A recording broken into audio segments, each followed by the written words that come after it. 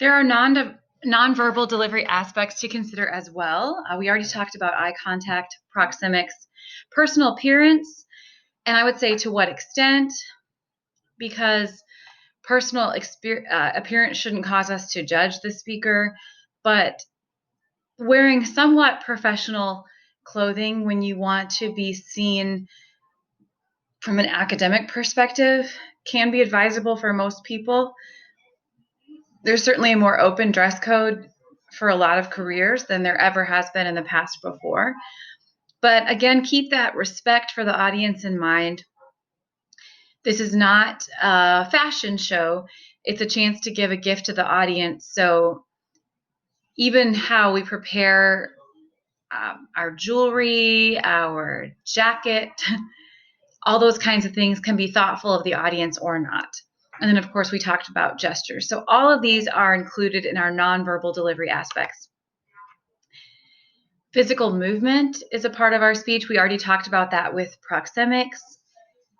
There's something called the speaker square that you may have heard of. You can take a step to the left when you are beginning your first body point, and a step forward for your second body point, step to the right for your third and final main point, and then a step back for your conclusion. And that brings you back where you're in the same place for the conclusion as you were in the introduction.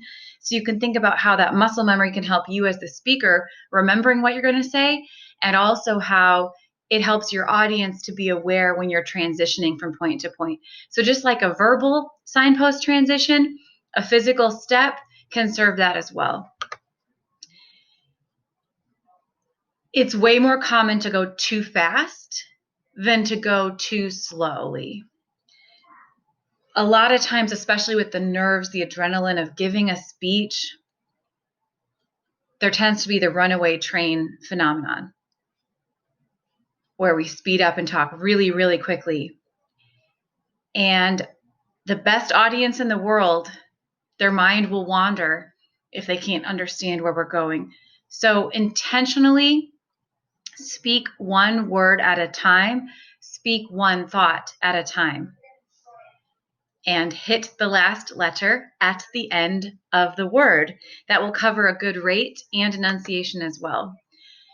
Projection is not yelling, it's not even speaking loudly, but it is filling the space that you're speaking in with your voice.